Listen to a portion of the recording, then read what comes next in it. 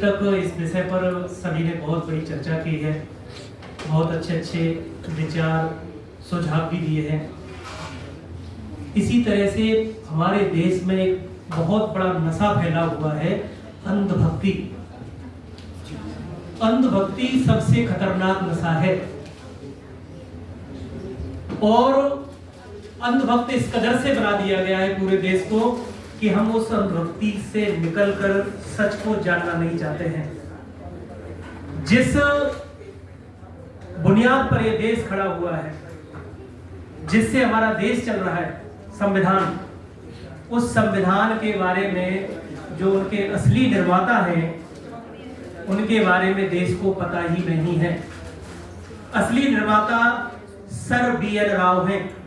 Sir BN. Rao के बारे में संक्षेप में बताऊं, सर बी.एन. राव 26 फरवरी 1887 को कर्नाटका में पैदा हुए और उन्होंने बहुत पढ़ाई की। 3 सब्जेक्ट में गोल्ड मेडलिस्ट थे, पोस्ट ग्रेजुएट थे, आईसीएस ऑफिसर रहे, कलकत्ता हाई कोर्ट के जज रहे, इसके साथ ही जम्मू कश्मीर के प्रधानमंत्री भी रहे, अंतर्राष्ट्रीय न्यायालय के न्यायाधीश रहे, साथ ही यूएनओ उसके भी सदस्य रहे, बाद में अध्यक्ष रहे। Sir BN. राव ने बर्मा का संविधान बनाया। Sir BN. राव ने ही भारत का संविधान बनाया है, लेकिन इस सच को हमसे छुपाया गया।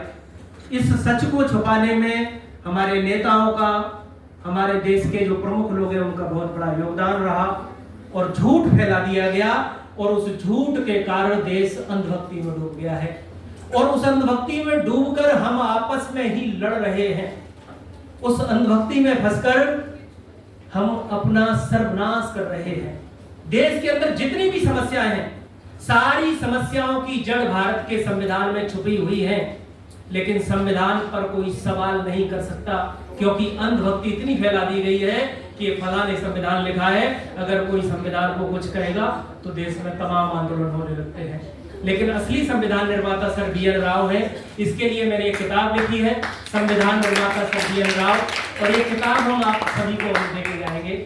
तो एक सच जिसके लिए हम सब मिलकर के काम कर रहे हैं कि संविधान निर्माता सर बी.एन. राव हैं। जब ये सच स्थापित होगा तभी हमारा देश अंधभक्ति से बाहर निकलेगा और अंधभक्ति का नशा है वो खत्म होगा। जब हम सच को समझना शुरू करेंगे, उसी दिन से अगर हम अपने सिस्टम को ढंग से समझ लें तो जितने भी नशे हैं, जितनी भी बुराइयां हैं, एक झटके में ठीक की जा सकती हैं। सारी समस्याएं कहीं न कहीं कानून से पैदा होती हैं, कानून के संचालन के कारण पैदा होती हैं।